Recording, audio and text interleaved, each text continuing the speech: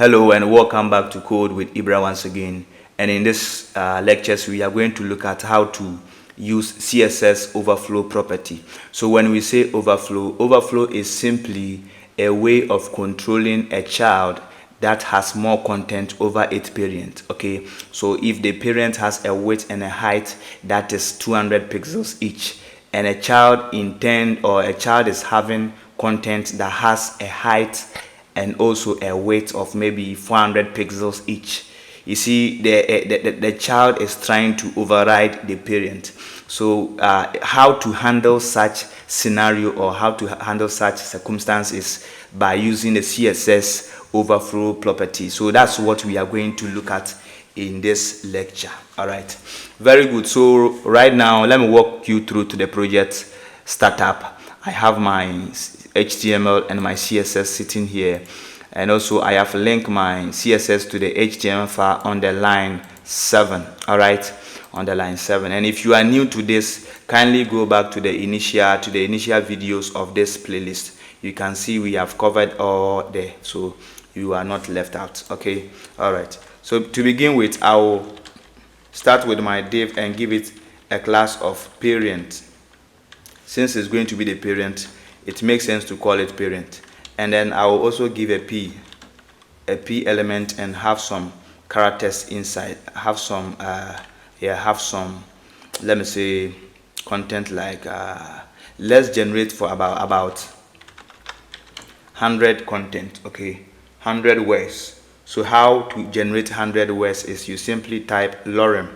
This is when you are using Visual Studio. You type lorem and then the number of words you want to generate, in this case 100, so you type 100 and you hit enter.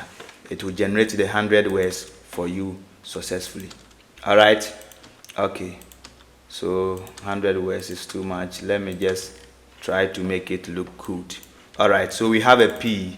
Let's give this one to a class called child, since that's what it is. It's a child, so that's it. We go to the browser to refresh and we see our content on the screen. Okay, our content on the screen. So let's start with the body. Most of the time I don't start the body. Okay, in this lecture let me give a start to the body. Let me give it a margin of 0 and then also a padding of 0. And if you are confused of the margin and padding, kindly go back to the initial go to the box model section of the lecture of this playlist. We have covered everything there. Okay, so margin and a padding of the body. We also have to give it background of this color, sort of like light gray, and also I would like to give it a color of black. Okay, a color of black, which is 000, color of black. And we will also give it all right, let's end here. When we get to where we need to add some, we will do. Okay, so let me target the parent. Go to the browser and let's refresh. Okay, this is what now we have on the screen. We have given the body a padding of 0. That is why you see that now the content is now at the edge of the screen. It's now at the edge of the screen. Okay, so the parent is simply this particular element, the div element. That's what we are going to apply this style to. So what we will do here is, let me give it some styling. Okay, I'll give it a width of 700 pixels, and I'll give it, for the moment I will not give it a height, but I'll give it a background of white. Okay, which is white. I'll give it a background of white. When we give it the background of white, look at what happens. It now has a background and a width. Okay, it now has the background and a width. I want this content to be at the center. So those of you who took the display course, who watched the display section of the course, you will know you understand how to go about this one. But in case you don't know how to make your element center, you go back to the display section. Okay, this display section of the playlist, and you see the title is display. Okay, you will see everything there. But basically what it means is, if you want to make your content be at the center of the screen, you cannot use text align to align your content to the middle of the screen. Okay, you can use text align. That is only when you are dealing with inline level elements. As for block level elements, you cannot use text align to put them in the center. The proper way of aligning display block elements is by using the margin property, setting the margin property to auto. Okay, you see the div, this one is a div, it's a block level element. So we set a margin property to auto. And when we set the margin property to auto, we refresh, we see that now this man is sitting in the middle. Okay, very good. We have not come to the overflow content. I'm just walking you through this so that you get the knowledge on how things work. Okay, then we get to the actual thing. So what we are going to do is we will give this a margin. Let me give it we will give it a padding rather. Let's give it a padding of 20 pixels. 20 pixels. So padding is simply the space inside the content, right? So let's refresh and see the changes. You see now it has some space inside the content, around the content, not around the border, around the content. Let me make it 10. All right, so this is what now we have on the screen. Okay, the parent is containing the child element. It's containing the child element without any problem. But look at what happens when we come to the parent and we give a height of 50 pixels to the parent and we refresh. We see that now most of the content is outside. Right? Most of the content is now outside. We can see that most of the content is now outside. What this means is the parent element has a height of 50 pixels, but the height of the child element is more than the 50 pixels. So as a result of that, it will just cover, the parent will just cover up to the 50 pixels, and the remaining, the one that are above, the one that are overflowing will come out. So what we are seeing left out here are the contents that are above the 50 pixels height. Okay, so CSS overflow property is a way of handling this issue. It's a way of fixing this issue. Okay, and this issue will always come. You see, in CSS, every element has a height of auto. Okay, has a height of automatic. So if you did not specify any height for your element, then automatically it's going to fit the content like this. But there may be a case or a situation where you want all your elements, or you want your particular element to have a certain size, a particular height. Okay, a particular height that you don't want the element to be less or more than that. So that's when the overflow comes in, because if you don't specify the height property to on the parent element, then you are free. You don't have to worry yourself with the overflowing of the content, right? Overflowing of the child content. So now we have given it a height of 50 pixels, and we see that some of the content are overflowing. The only way we can fix this, just as I said, is by using the overflow. So we come here and we specify overflow. Okay, and we can set the overflow to hidden.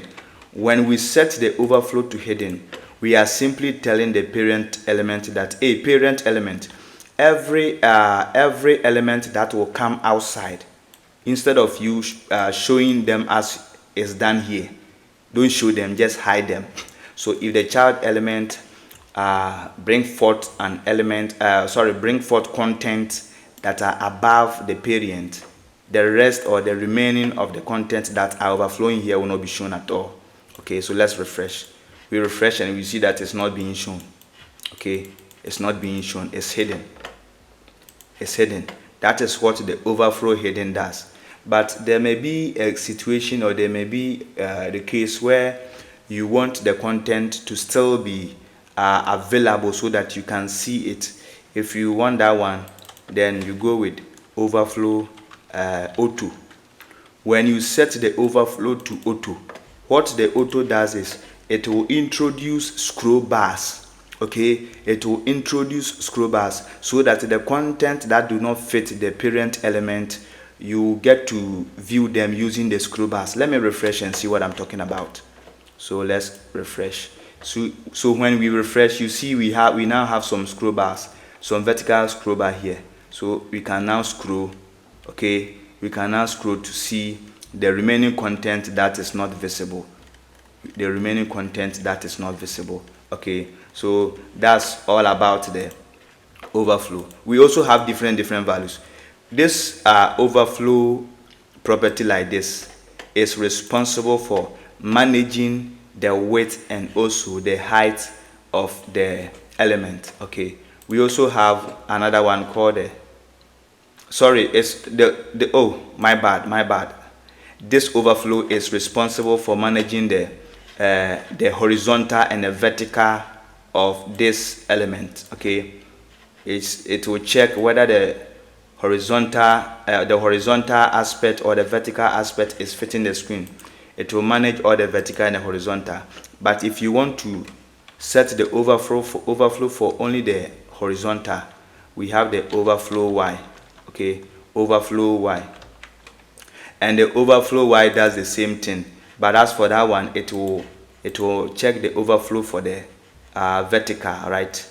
It will check to see if the content is overflowing, like this one that we did, like this one for instance. Okay, all right. So but as for me, I like to use the overflow straightforward. Okay, you can try the overflow Y and also the overflow X, which simply sets the overflow for the let me say the left and then the right, which is the vertical. Okay, it sets the overflow for the vertical, and then the overflow Y sets the overflow for the horizontal.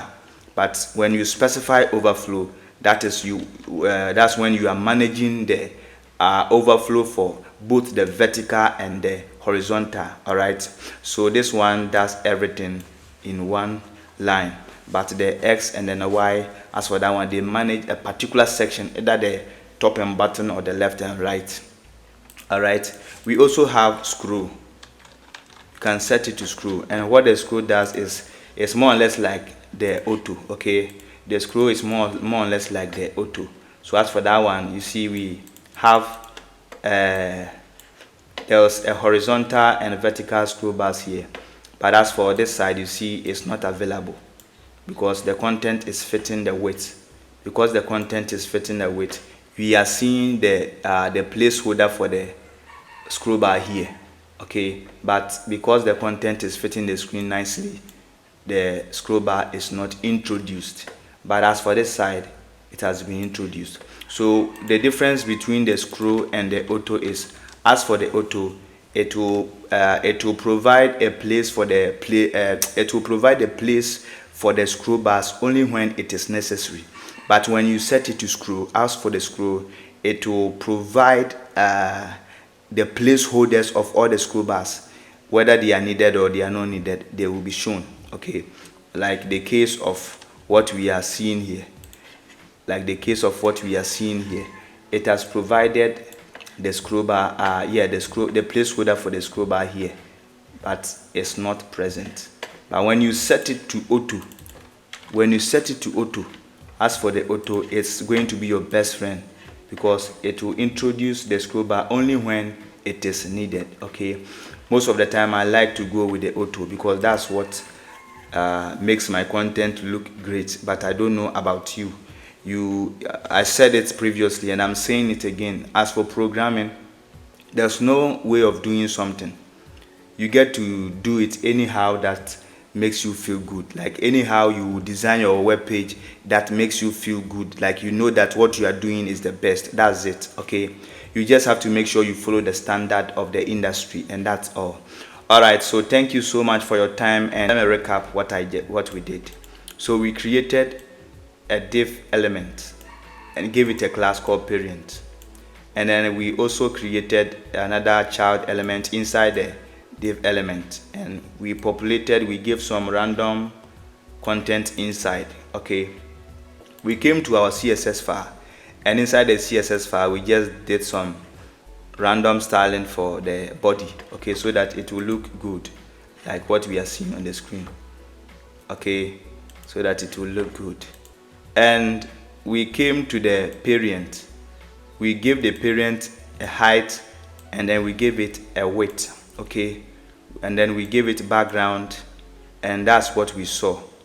We also gave it a margin of a margin of auto, and this margin of auto is simply responsible for making the content move to the center of the screen. So you can remove it like this, and when we refresh, you see that it's now at the left side of the screen instead of being at the center.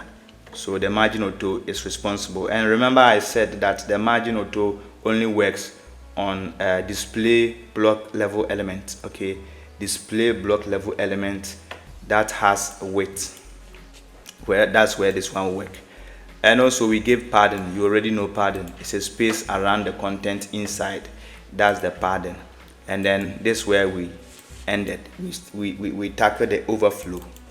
We saw that the overflow auto will simply introduce scroll bars when needed, so that the element can be scrolled up and down, left and right, so that the hidden part or the side that is not seen or that is not visible will be made visible. And we said we also have another one called scroll. As for that scroll, it provides the placeholder for all the scrolls.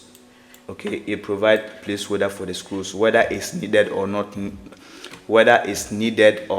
needed. So as for this one, we know that the vertical is needed, but the horizontal, even though it's not needed because the content is fitting the width, but yet still it has provided the placeholder for it here.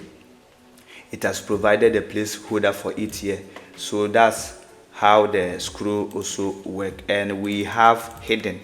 When you set it to hidden, that one you are telling the parent that, hey parent, if the content of the child is above your height, just take out the one you can, and the rest just leave them out. Okay, so when we set it to the hidden, you see that we don't have the scroll bars here again, and we cannot even scroll.